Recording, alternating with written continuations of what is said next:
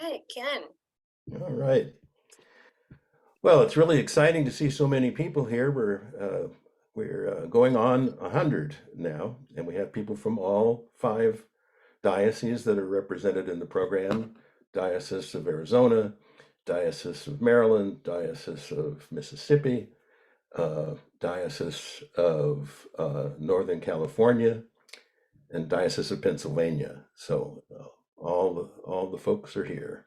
So, at any rate, we today are going to be doing an overview of the VIP project from the standpoint of congregations. And our subtitle for this is that what we're trying to do is create a vital ecosystem in which congregations, their communities, and their dioceses can thrive together, because that's what our experience has told us, that you can't have a vital congregation without a vital diocese and a community. You can't have a vital diocese without congregation and community, etc. It has to be a healthy symbiosis. So we welcome you here today. We hope you will learn a little bit more about the Vitality Improvement Project for small congregations. We're going to talk about the purpose, the process, the goals, how it's going to mutually benefit your congregation, your community, and your diocese as a whole. The agenda is pretty simple. We're going to have an opening devotion, which Mary will lead. We'll have some introductions. Mary and Steve and I, as the primary consultants on this project, will be talking about why we do this. And then we're going to ask the diocesan leaders to name the congregations who are present. We don't have time to do every single congregation being introducing themselves, so we're going to do it that way. Then I'm going to do a program overview, about maybe 25 minutes, and then we're going to open it up for discussion with all of you. And I would suggest that, since there are so many of us, that you use the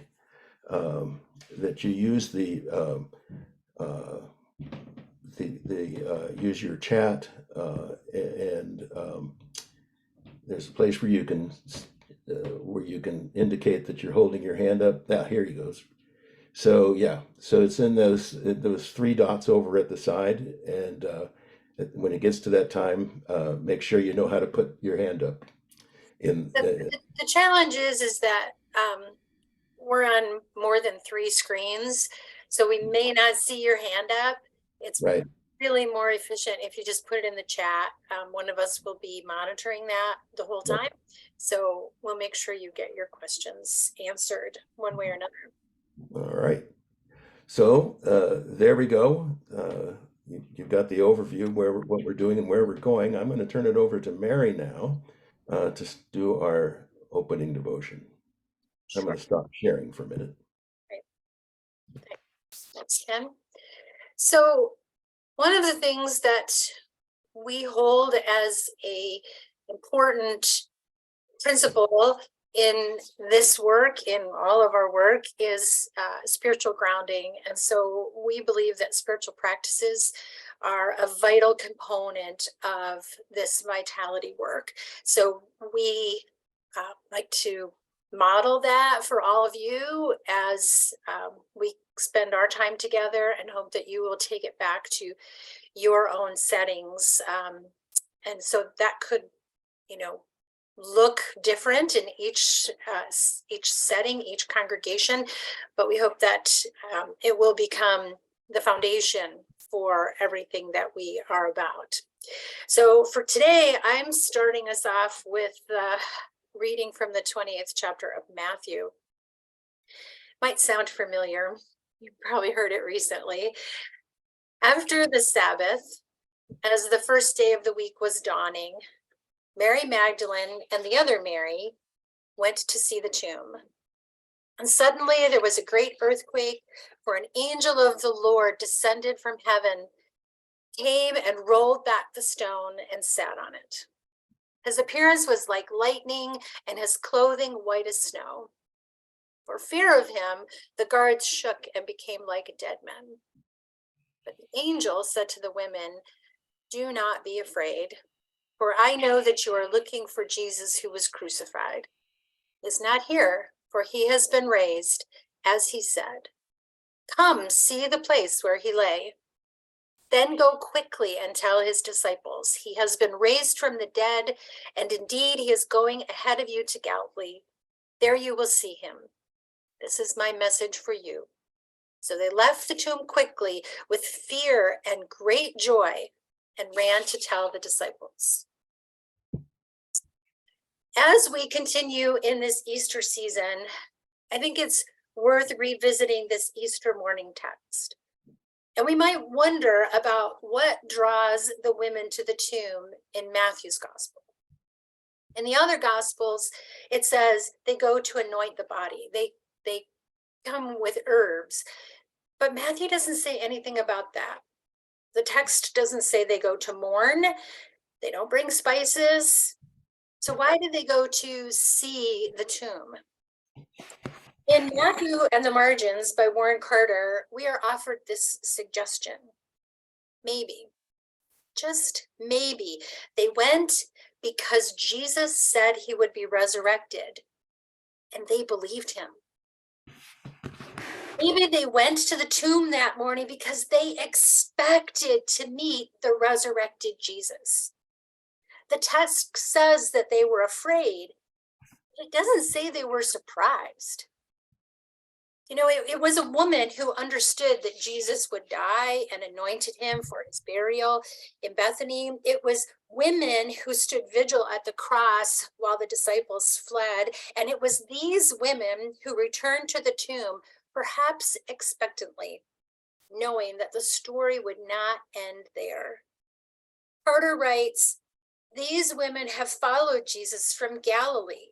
They have had numerous opportunities, direct and indirect, to hear his teaching that he must die and be raised. They have faithfully witnessed his accurate teaching about his crucifixion and burial. They come awaiting his resurrection. They come because they believe what he taught. They come because they believe in possibilities. They come because they believe that there must be something more." And I think that is the reason that we are all here today. We show up because we believe in the resurrection. We believe that there is something more. There are so many scholars, researchers, and writers out there who think the larger church and the local church are down for the count. Might as well prepare the tomb because there is no hope. But we are here today because we believe there's hope. We believe there is still much work for us to do, and that God is the God of possibilities and the God of the resurrection. Sure, it would be easier for us to throw in the towel and say we're too small, we're too tired, we're stretched too thin to be able to make a difference. And yet, we don't go down that road. Instead, we say that we know, we believe that the resurrected Christ is already at work in our communities and in our world. We will do this work together. So join in. We may be surprised and delighted by what God calls us to do in the months ahead, but not surprised by the way God has already equipped us as resurrection people to do this work.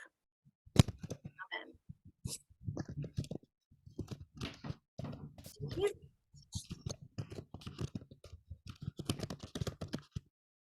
Thanks, Mary. So we thought it might be a good idea just to talk briefly about why we do this work. I mean, we're here together. We are listening together. We have invested time and resources into this. And hopefully at the end of this process, we'll be able to listen to your stories of why this work was important to you. But Ken and Mary and I do this for lots of different reasons. We come at this from many different backgrounds. We're located in different parts of the country. I grew up Baptist. Ken is an Episcopal priest, Mary's a Lutheran pastor. So there's lots of background here and lots of different perspectives. But we thought maybe it'd be helpful if we just actually told a couple of stories about our work and how we've seen that this work with data and a missional approach to how to assess data and how to reach out. What are the stories that help exemplify that? And for me, the story that I want to share has to do with a church in South Carolina, in the Diocese of South Carolina. This church was part of the split in the diocese, and as a result, lost its building. So they relocated. They found a building to lease. They had been in that building for 3 years, and they had called and asked if they could get a neighborhood insight report, which is one of the things that you all will be using in this process over the coming weeks. As I was talking with them about that, they realized that they hadn't really thought about the neighborhood where they had found themselves planted.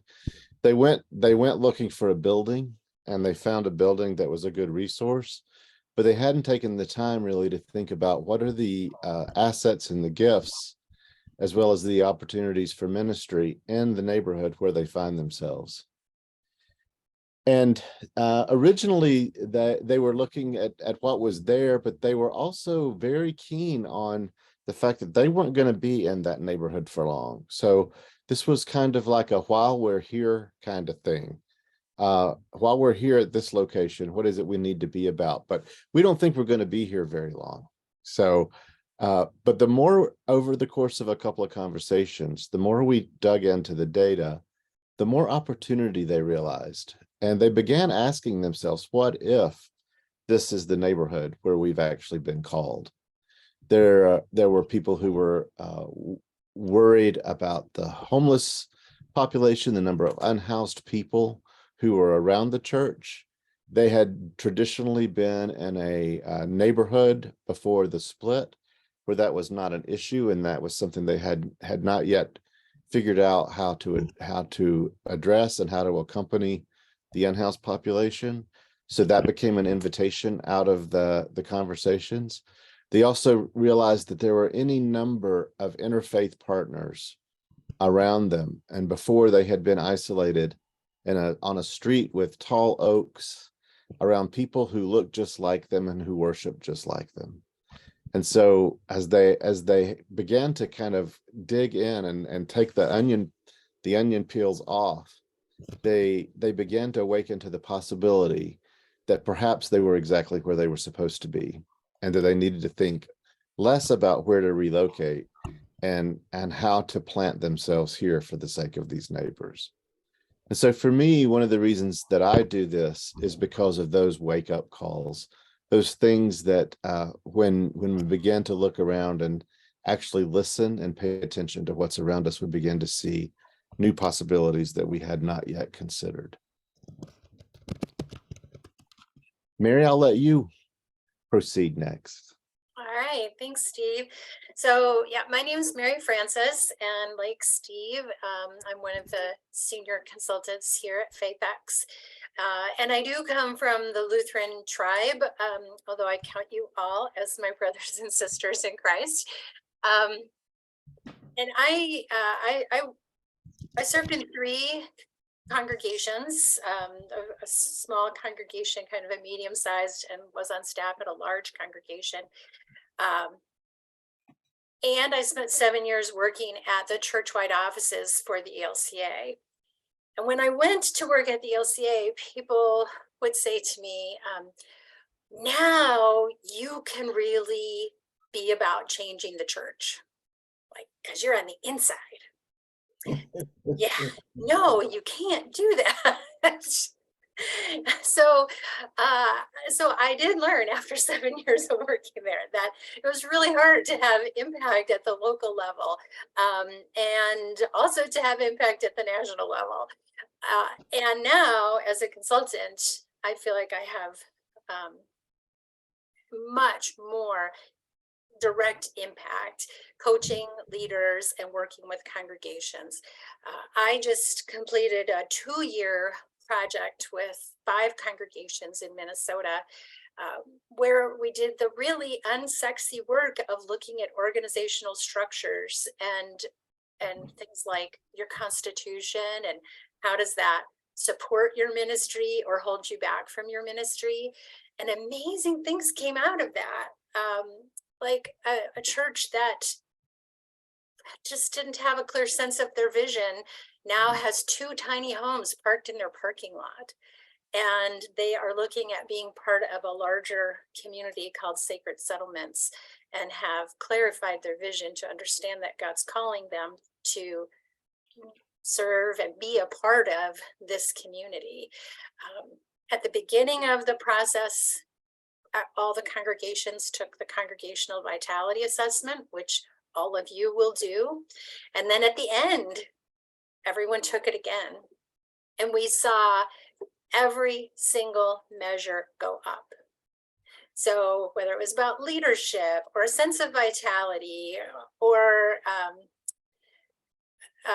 faith exploration, whether it was about internal sustainability or external sustainability, all of these numbers went up, which says that by paying attention to big things like mission and vision, and what feels like not so big things like bylaws and constitution and your org chart, bringing intention to how you do things makes a difference.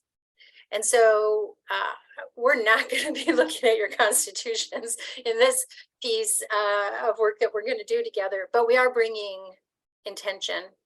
And what we see is that that makes a difference. So it's exciting to me when I can be with congregations and see how that intention around what we do and why we do it makes a difference. So that's why I do it. Ken? Okay, my name's Ken Howard. I'm the executive director at FaithX. I am multi-tribal, actually. I grew up Jewish, and at some point along the way, decided to follow Jesus. And now I'm an Episcopal priest, and I joined the Episcopal Church because it was the most Jewish church I could find. Long story, no time. But what I am in this for is what I like to call the holy crap moments. The times when we open people's eyes and they see things that they haven't seen before. They look into their blind spots and they discover their biases and they change themselves accordingly. There's hundreds of times that I've witnessed this. It almost always happens, but I'll just tell you one. There's a church in Maryland, in the Diocese of Maryland, that's called Trinity Waterloo. And I was there at the very beginning of FaithX when we were actually developing some of these tools, MapDash for faith communities and the Congregational Vitality Assessment. And they invited me in on the second day of their planning retreat for their ministries for the next year. And I came in, and as you will find out, I always let people drive the bus. You know, I will be the driver, and they will direct me where to go. So when I open up the maps, I start to say, "What do you want to look at?" They said, "Well, let's look at generational predominance." I open it up, and the senior warden looked at the screen and said, "Holy crap! What is that big sea of blue across the street from the church?"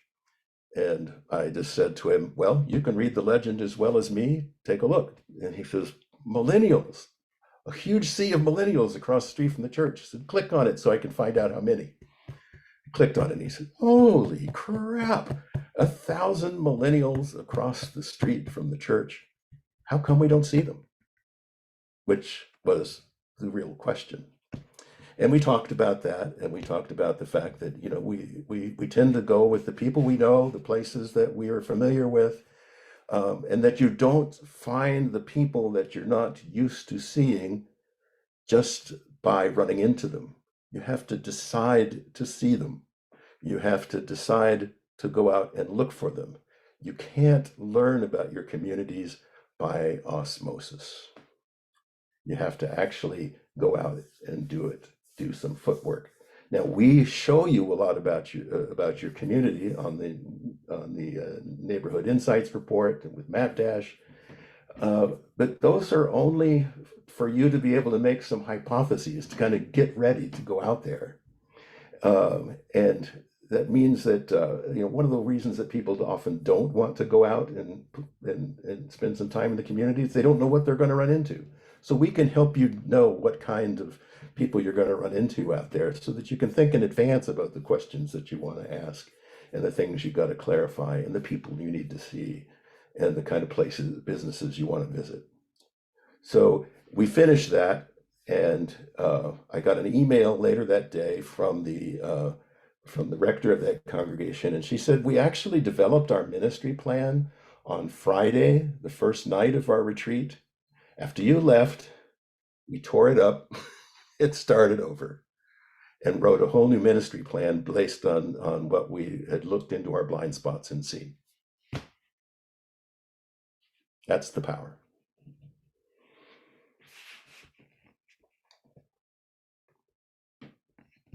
So I'm going to share again and see, why isn't that showing?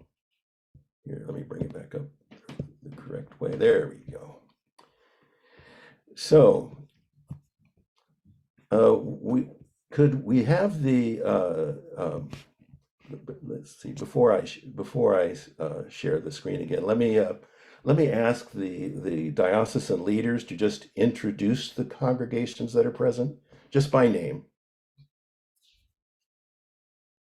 Let's start with California, Diocese of Northern California. Okay. Sure. I'm delighted to introduce our churches. And these are in total random order.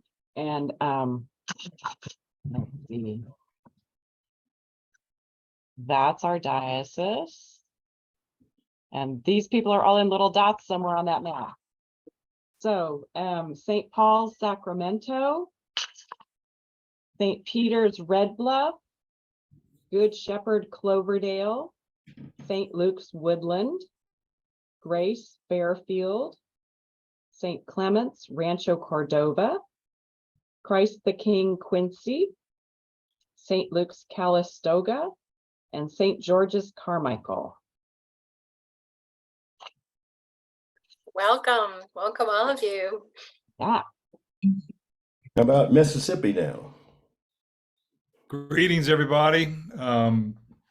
Thrilled to have with us from Mississippi, Church of the Ascension, Hattiesburg, St. Timothy's Episcopal Church in South Haven, Mississippi, St. Stephen's Episcopal Church, Indianola, Mississippi, All Saints Episcopal Church, Grenada, Mississippi, Redeemer in Brookhaven, Mississippi, St. Albans Episcopal Church in Bovina, along with a consortium in Vicksburg, which makes up Christ Church, Holy Trinity, and St. Mary's. And then also in Jackson, St. Christopher's Episcopal Church of the Ascension. Okay, Diocese of Maryland. Greetings, everybody. We have representation from all 6 of our congregations that are participating. That's, and again, in no particular order, Christ the King in Woodlawn, St. Stephen's in Crownsville, Trinity in Towson, St. Peter's in Ellicott City, Christ Church, West River, and St. Andrew's, Pasadena. We're really glad to be here. And we also have a few members of our diocesan team, not diocesan staff team, but the team in support of it. So glad to be here. Thank you. Diocese of Arizona. Don't think I see that Sean Rutledge is on this, but so I'm Bishop Jennifer Bredall from the Diocese of Arizona, and I've seen members from at least All Saints Safford, Grace Church Lake Havasu, St. Raphael Benson, and St. Peter's Casa Grande, and there may be others. I think that's where we are right now. Okay, well, thank you. And I think that leaves Diocese of PA, Pennsylvania. Thank you, Ken. Yes. So we have all three of our churches that are confirmed at this point. We are working with a couple of others to hopefully they can join the cohort as well. So with us today, we have Church of the Resurrection in Rockdale, Church of the Ascension in Parksburg, and St. Christopher's Church, Oxford. All right. Let me just mention two things. We are going to be extending a little bit more time for people for the diocese to do some more recruiting, and we'd like to be helpful in that any way that we can. So please use us if you need to talk to congregations, to provide information, to talk about underwriting, helping to provide partial scholarships, etc. The other thing that I wanted to say is that for the first time in like 5 years that we've been doing webinars, we hit the limit. There's 100 people here and more that can't get in. So by the time we do this again, we're going to have bought twice the amount of capacity. So in the meantime, though, you're going to be getting this. Everybody will be getting a copy of the video from this conference, from this session, and they'll also get a copy of the story map, the presentation itself, that they can go through at their own rate. So we do apologize for that, though, but it's never happened before.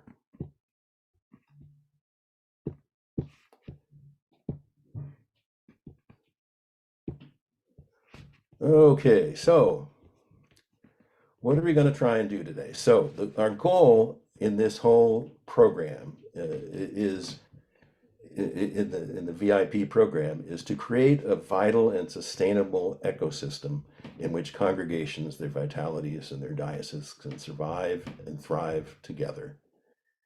I told you again. I told you about why we do it that way, and it's something that we feel pretty strongly about. That you're part of a system, and you're not an island, and you can't live that way. And so we try and treat the entire system and build capacity. So the program description. What we're trying to do here is we realize that that some of the kinds of congregations who need what we do the most are the ones who can afford it the least. So that's why we applied for this grant, so that we could provide reduced cost consultation and training to the cohorts comprised of the vitality improvement teams from small congregations in their diocese, and allow them to engage in missional strategy, assessment and strategy development, and improve their vitality without having to focus on survival. Because it's hard to be creative when you're focusing on survival. Some key features of it is that we're using a cohort-based accelerator model that we want to focus on. We will be focusing on for the rest of this time that you're in this project. Is we will be focusing on the unique needs of small congregations by attending to the unique needs of the cohort. So we'll be counting on you to surface what it is that we need to do, what it is that you're learning, and sharing that with each other and helping us to identify your needs. So we will be doing data-grounded assessment and strategy development. Now, what we're not trying to replace prayerful discernment. We're just trying to put a foundation under it, a foundation of factual data, and those can support each other, and it helps you to be able to see into your blind spots and past your biases. Strategic experimentation. Even before COVID, the ways we had of being and doing church were starting to get a little shaky, and COVID kind of broke everything. So we really don't know what is going to be the new paradigm of church as we move forward.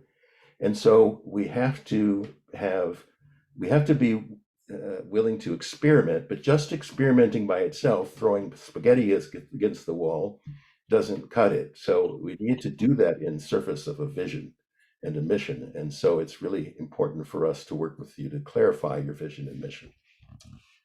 I mentioned systemic sustainability. It's not always possible for congregations to become fully self-supporting on their own. And so they might need to do other things. They might need to leverage their property for outside income, but not just renting to the Boy Scouts or Girl Scouts, nothing wrong with that, but we need to make sure that the ways that you do it are consistent with your vision and mission. And meanwhile, dioceses may need to think strategically about financially supporting congregations who are in areas where an Episcopal presence is needed and wouldn't be if they weren't there. And another part of this is another key part of this is what we call our pay it forward financial model. Part of the way to kind of keep things moving on past the end of the grant is that as you become more vital and sustainable, this will free up more project funds to support future cohorts in your own diocese. So I want to talk about the process that we'll be going through in this. The process with which we call missional planning for vitality improvement. There's really two phases to it, missional assessment and missional strategy development. And I'm just going to put it up here so that you can see it in this chart form, this diagram. We start with vision and values and mission and work on clarifying those. We think of vision as the overarching why, the values as the undergirding how, and the mission as the practical what. We look then at looking at your vitality, strengths, and weaknesses as a congregation. We'll be using what you've heard of as the congregational vitality assessment to do that. Then we'll turn from that to looking at identifying the opportunities and challenges that are in the neighborhoods that you serve, opportunities and challenges that currently exist and may be developing. And we'll be using a couple of tools for that. We'll be using the neighborhood insights report for each of the congregations, and we will also be using Mapdash for faith communities to dive deeper into that information. And then it comes a key part where you can't do everything. You need to limit yourself by your vision, you need to limit yourself by your strengths, and you need to limit yourself by the needs of the community. And so the fourth piece of the missional assessment side is looking at how do you leverage your strengths to effectively engage the opportunities. So that then shifts you over to the strategy development side. And you'll start there again by returning and revisiting your vision, values, and mission. This will be an ongoing process. You'll be returning to that again and again and again, because the clearer you make your vision, the more that you will be able to turn your congregation, everybody into your congregation into a problem solver for your congregation. And then the next stage is strategic discernment, where we begin to look at, okay, given your strengths and your weaknesses and how you've thought in terms of leveraging those to engage opportunities, begin to lay out some strategies and what kind of strategies might work. And the important thing at this point is we're going to ask you to do two things at the same time. We're going to be asking you to dream big, but start small. And so the next step after this, as you begin to pull these strategies together, is take one of the strategies and one in one area of your community and try it out small there and see what works. see what doesn't work. Then look at what works, build on it. What doesn't work, get rid of it. And what sort of works, tweak it.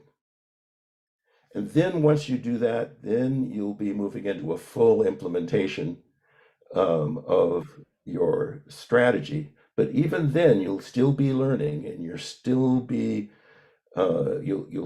be kind of iterating your thinking about what's working and what doesn't work, and it'll inform you more about your vision and your mission and your strengths. And so, just as they say in hospitals, repeat as needed. So let me close this.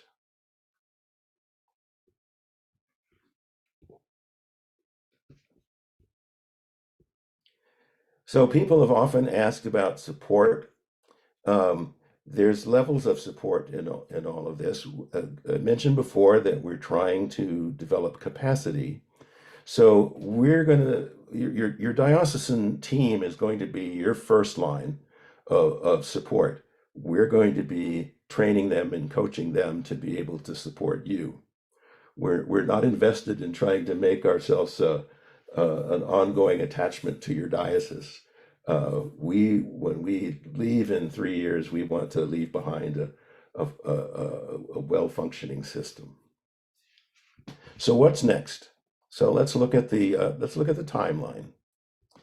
This is looking forward from where we are now, from the standpoint of the congregation. So in May and June of 23 through the end of August, you will be completing missional assessment and reviewing the results. You'll look at the congregational vitality assessment. You'll look at the neighborhood insights report. You'll leverage strengths to engage the opportunities and challenges that you've identified. Then, in the month of September, you'll be reviewing the results of the missional assessments in detail and asking yourself some questions. What have you learned about your community or your congregation? What have you learned about your community? What were the holy crap or aha moments? What were the neighborhood needs, wants, assets, and strengths? And it's really important to think of all of those, because we don't want to look at it as just we're the church and we're coming to help you and minister to you. We want to minister alongside them, and we want to be aware of their assets and strengths and help them deploy them. And in terms of thinking about your congregations, what are your strengths? What are your blind spots? What are the assumptions that you've made that need to be validated?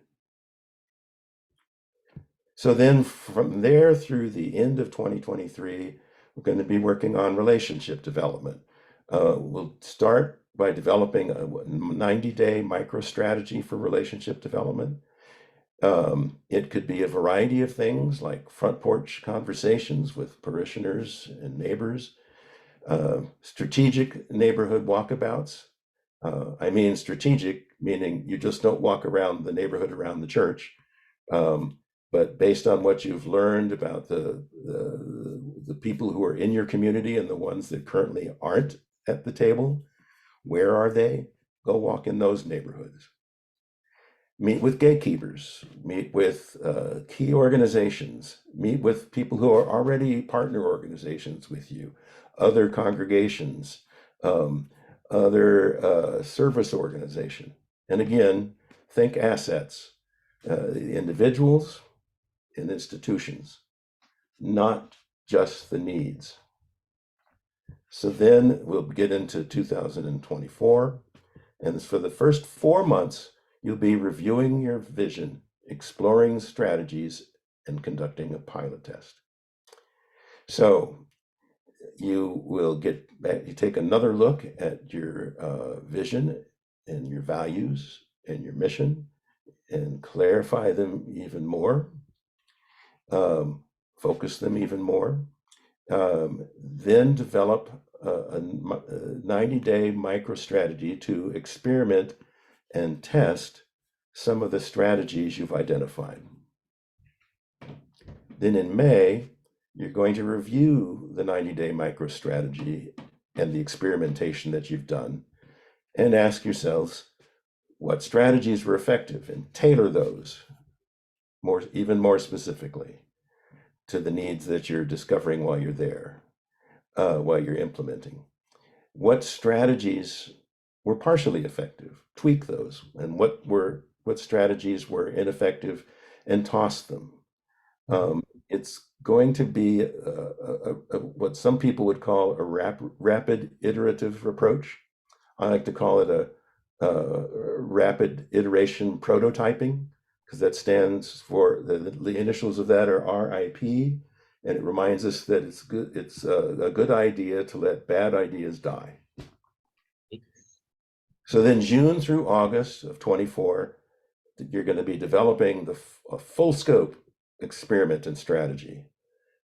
Incorporate all the learning from the review that you've done, tailor the strategies to neighborhood needs, wants, and assets of all the neighborhoods that you'll be working with, the ones that you've chosen. Build in evaluation. It's really important to think about what success looks like and how you will know when you're succeeding. And you might also want to, somebody said that what you have to do is also predict your own sabotage. If you're successful, what kind of roadblocks are you going to run into? Who are the people who won't want to change? Who are the people who are standing in the way? Who are the people that hold the money that you and other resources you might need? So just be thinking of that as well. What stands in the way of success? And then September 24 and continuing on through there, full implementation. And you'll be doing ongoing assessment and adjustments. You'll be implementing. We will have implementation coaching available to you through your diocesan teams and more. A word about what we hope will be the success of this program. Our desired outcomes, and we hope are also yours. We're going to want to see during and at the end of this project, increased or increasing vitality, sustainability in that systemic context that we discussed, increased and increasing clarity of vision, values, and mission, a deeper understanding of congregational strengths and weaknesses and neighborhood missional opportunities and challenges, an ability to leverage your strengths to engage the opportunities that you encounter. And just as important, although it's more qualitative, we hope that over the time that we're together in this project, that you will experience a sense of confidence and a sense of hope, and not just about your own congregation, but about your community and your diocese. So that brings us to the end of the prepared notes, the prepared presentation, and we can move on now to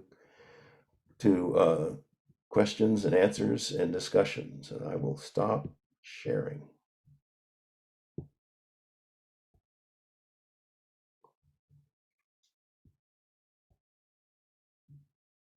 So there's a question. There was a question that Mary answered in the chat from Debbie Decker in St. Luke's Woodland. Over several years, they've developed a mission and vision and value statement with good buy-in from the congregation.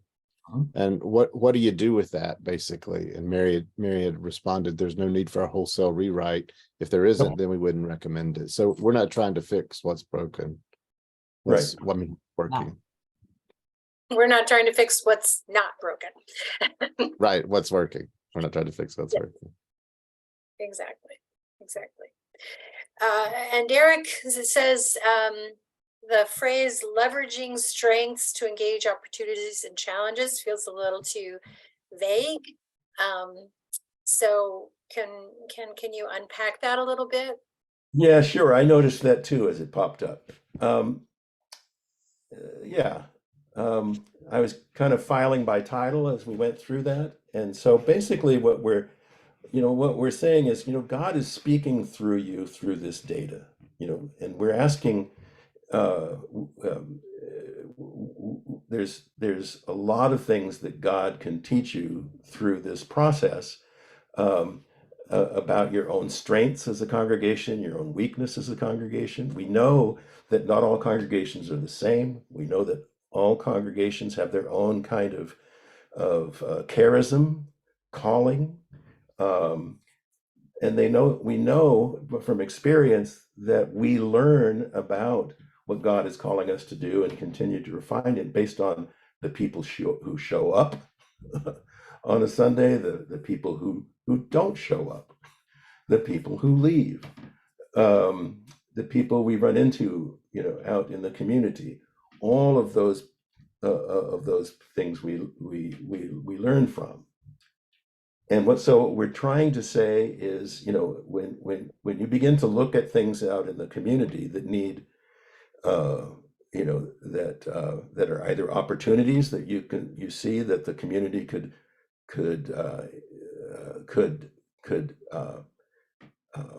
move into in a really strong way with just a little help and direction from you. That's one thing that you can do. There's also, you might find challenges out there, and sometimes the challenges are basically opportunities in hiding that you can see how you might be able to help them engage the challenge and turn it into an opportunity. The other thing about this is that you need to be open, to what God can teach you in all this. Let's see. Ken mentioned a resource of church something or other. I just got distracted by a question. Yeah, let me back us up just a little bit here. So first we had Sharon, who says this seems like a lot of work. I pray that we can keep it up. Yes, there is a lot of work to be done here, and you have the opportunity and discretion to take it as broadly as you choose or as narrowly as you choose. Like in the example that I used in the beginning, one of the congregations in that project, they had a team that kind of guided them through the process, but then they had adjunct members who were just listeners in the community. They just went and did that one part and came back and shared what they learned with the team. So there are ways that you can bring other people kind of in and out of the process. It doesn't have to be just your one team doing everything yourselves. In fact, the more that you can involve other people, the better, so that your congregation really has buy-in in the process. And Steve, do you want to take the next one about? Sure. Let me just mention Yeah. one thing, and just to add to what I was saying before I ran off the track, and that is, you don't need to look at the weaknesses that you have as a congregation as a bad thing. Perhaps God is just telling you that's not what you're called to do. And maybe that's a message that you need to go out and connect with another congregation or another organization or another group, that's got the aptitude and the calling to do that. So it's an opportunity for collaboration. And I would always rather do a little bit well than a lot not so well. So I second what Mary said. Steve? Sure, thanks. Laura, your question about congregational team members and how whether or not you need people with different strengths. I would say the answer to that is a general yes. I don't think you need to do any kind of assessment tool to figure out what any people's strengths are. But if you can have a team that kind of reflects the diversity of your congregation, a team that comes from different perspectives within your congregation.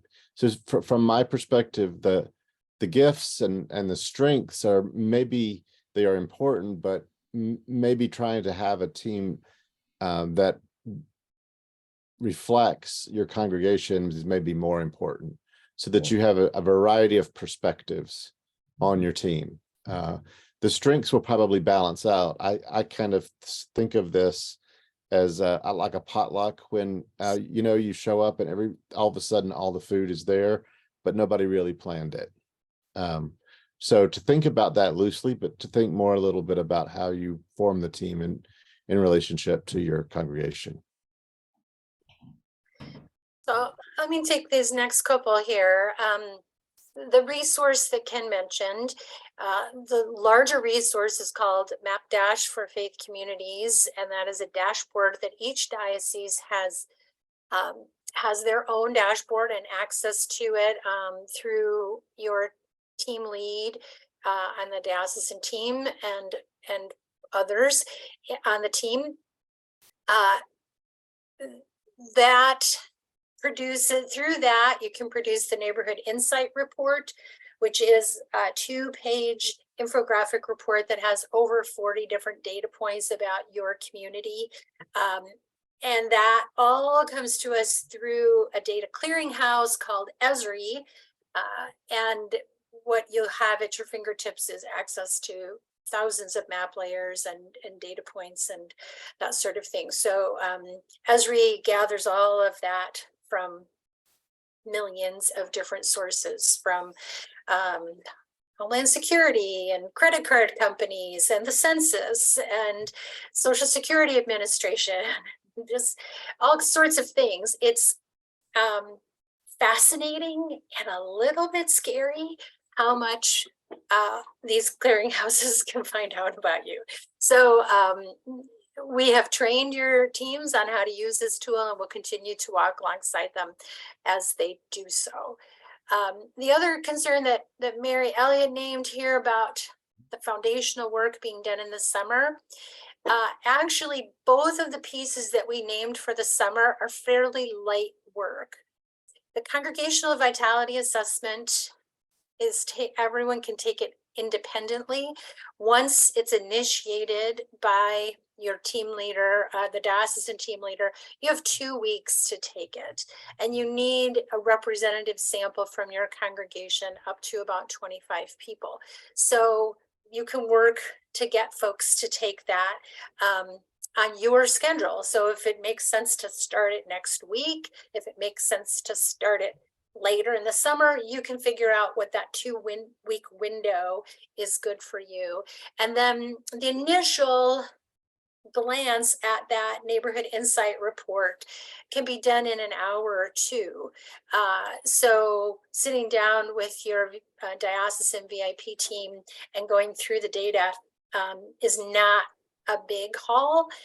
Again, it's just choosing the right time for you. So we did intentionally, like we knew it would be a lot easier for you to do the CVA and start looking at your demographic data during the summer than it would be, say, to get people to go out walking your neighborhoods and having those intentional conversations when everybody wants to be off in different directions, or depending on where you are, it might just not be like feasible for you to be out walking in your neighborhood, like in Arizona.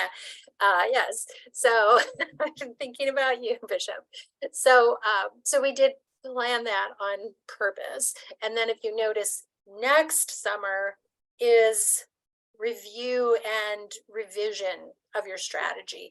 Again, not something that will be as intensive as, say, working your strategy from January to May.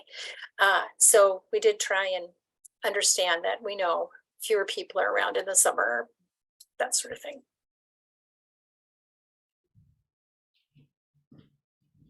The next question here, I'm glad to take this one. Has to do with what happens if you're on another trajectory within your church. This is from St. George's and Carmichael from Ray. We're not trying to supplant the good work you're doing.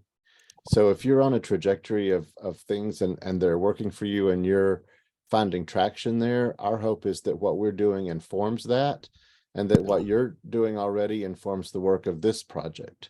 So I certainly think there's a feedback loop there.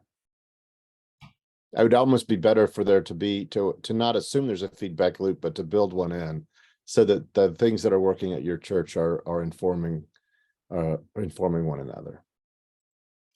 I know, having spoken to many of the diocesan teams, that different dioceses already have programs in which they're looking at aspects related to vitality.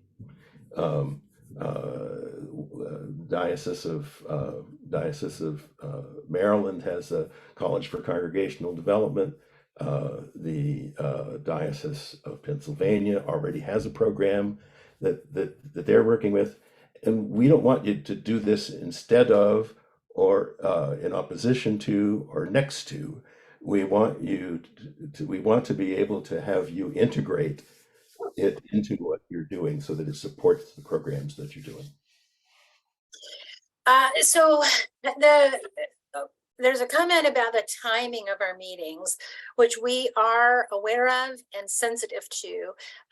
Having them scheduled in the evening really isn't possible because we have folks from the West Coast to the East Coast. So what's early evening for West Coast folks is bedtime for East Coast folks. So our future meetings that will be full community like this will be on a Saturday, where we can do like a 9 a.m. West Coast, noon East Coast, and everyone can then go on with their day. So we're aware, we'll always record so that those who can't be here can appreciate it or view after the fact.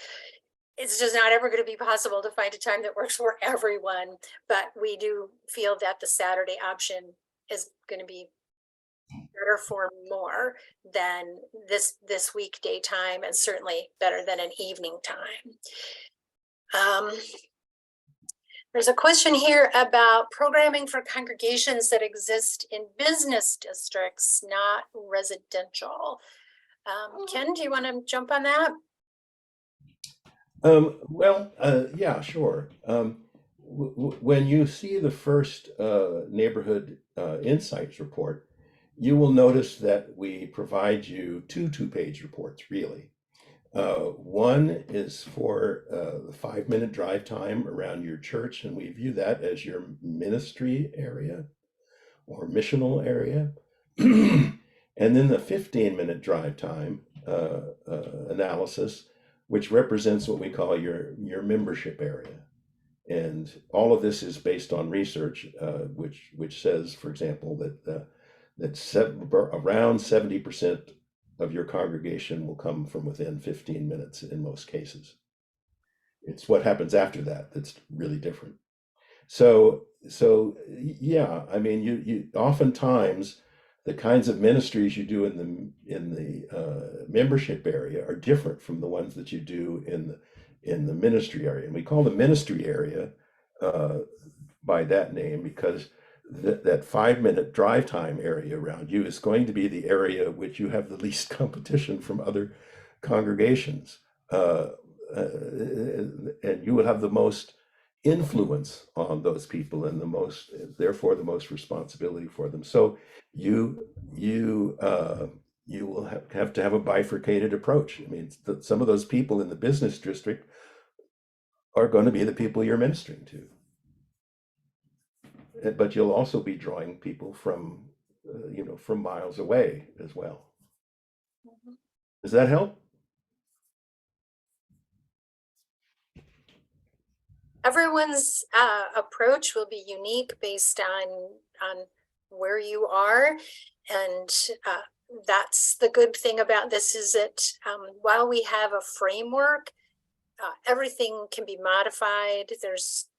Nothing's cookie cutter about this. You have to use the data, use the knowledge that you get from these conversations and developing relationships to forge the path that is what God is calling you to. All right, other questions? I know This is a experts need not apply. right. Nobody knows the outcome. No crystal balls available here. It's going to be scary in that aspect, but it's also going to be fun. It's going to be creative, and we're going to find out what God is calling us to do. And while it's not necessarily anywhere in our strategy, we hope that you will think about, what does it mean to form your team? Like, is it just about the work, or is there a sense of community that you choose to develop around the team, around your relationship to the diocesan structure? How are you actively encouraging the other members of your diocesan cohort? All of these things will really be a part of maybe the eventual success, but at least the journey itself will become much more of a spiritual experience when you lean in with your whole heart.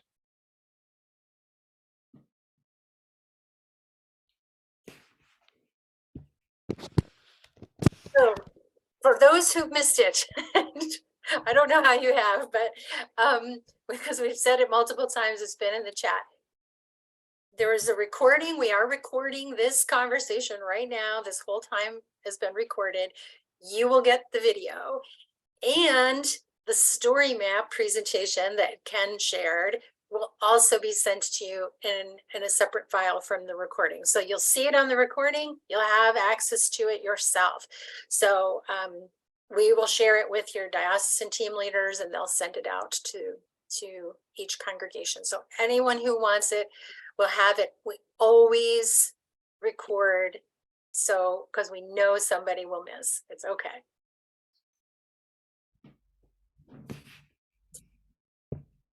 All right. Thanks, Derek. We're excited to get going as well. Yeah, really.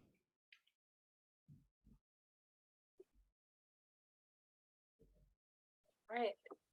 Someone once told us that our approach is asset-based community development on steroids. All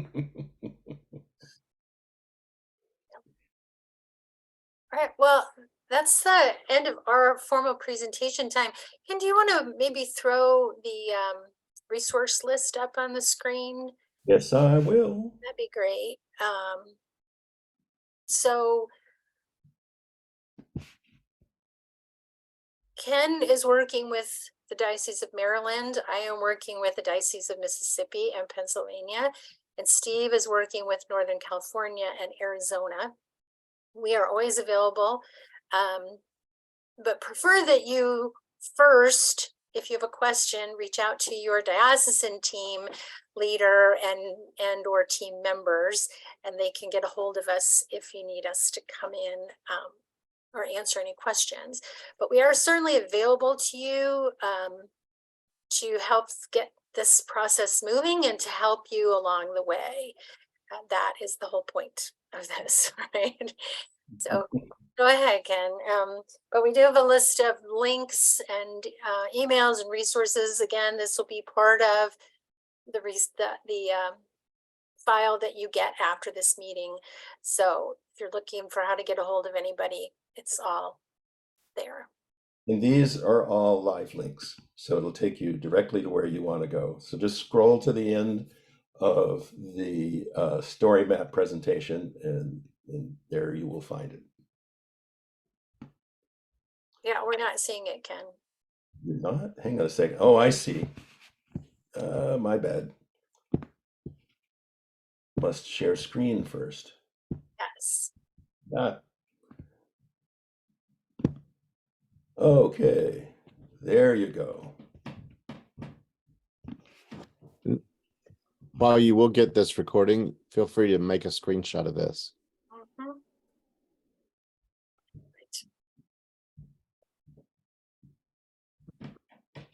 So Ken, we have a question about the history and the makeup of FaithX. All right. Let me stop sharing so I can actually see people. So FaithX was started in 2016 with just me and a board of directors of 3, which one of them was me. I was just about to graduate from my second church plant. You know, I was thinking to myself, what do I want to do next?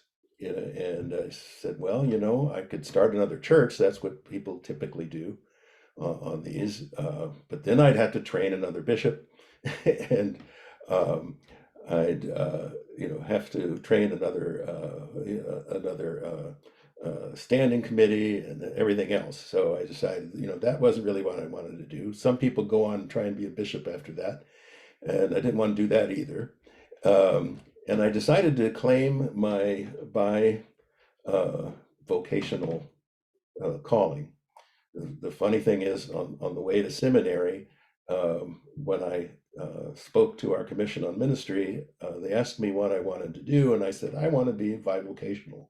I want to have one foot in the church, one foot outside of the church, so I can speak to the church. And after that introductory session, the commission on ministry chair took me aside and said, no, you need to tell them you want to be a rector or you won't make it through this.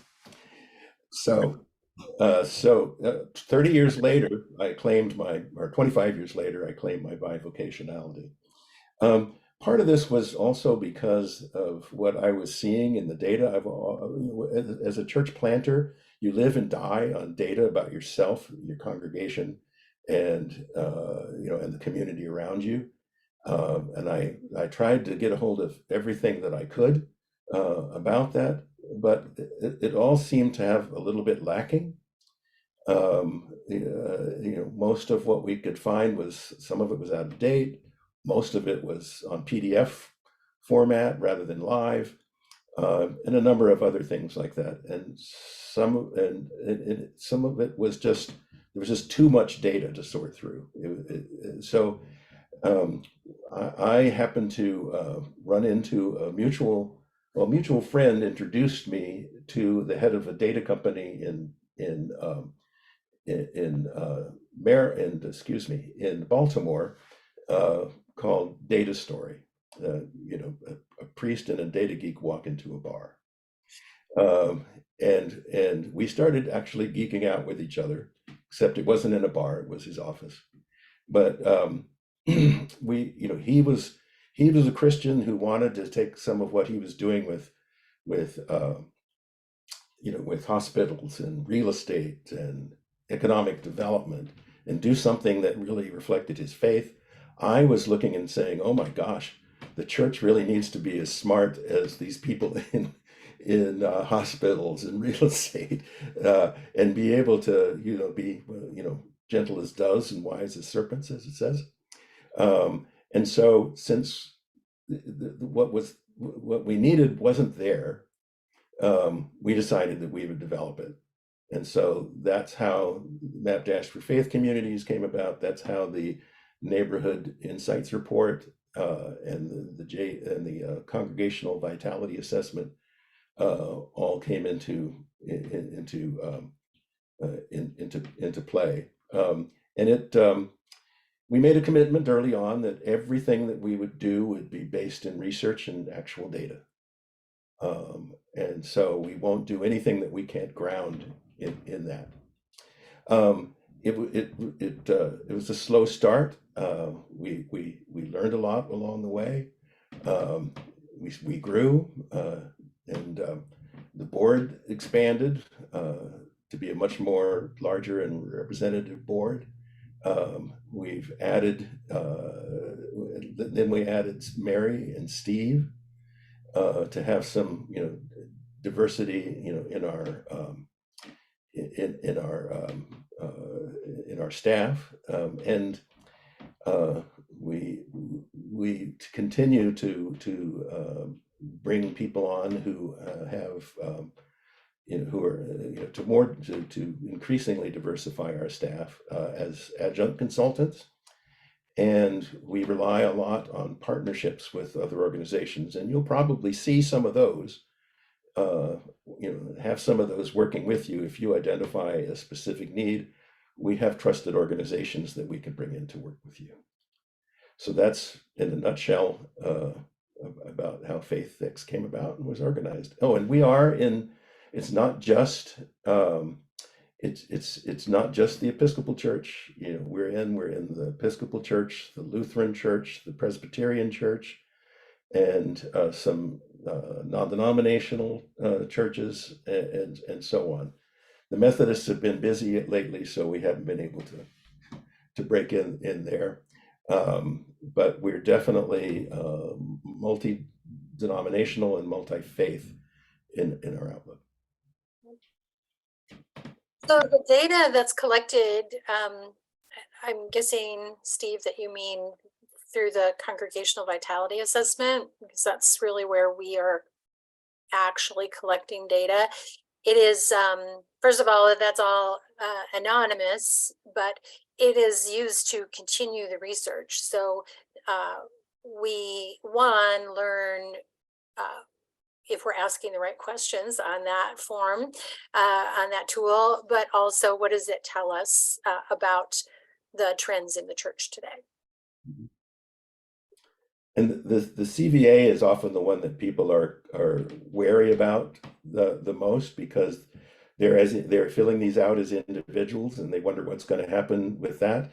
All of that is anonymized. The diocese gets back the information on the overall congregation, but none of you as individuals. Yeah. And you know that 25 people filled this out and answered in this such and such a way. That's all you know. and how it compares to other churches. Right.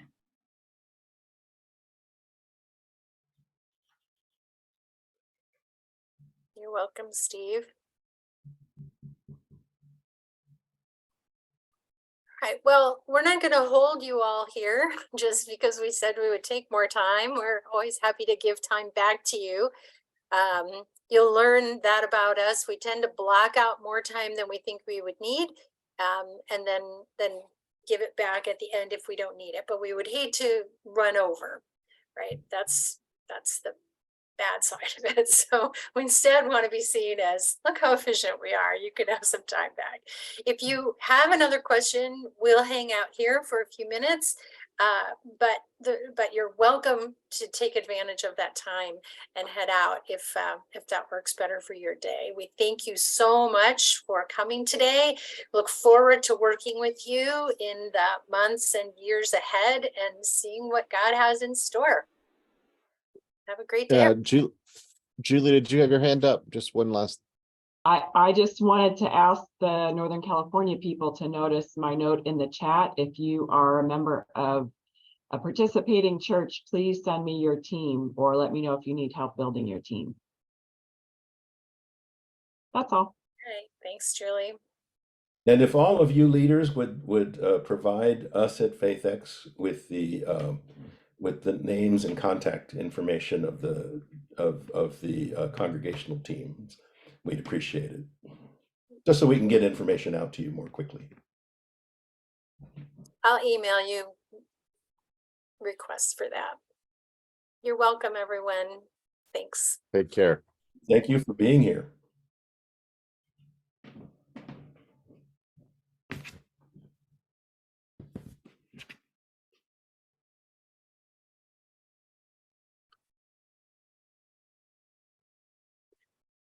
Love that. Somebody said this is going to be so much fun. It Like is. it. as opposed to that, this sounds like a lot of work.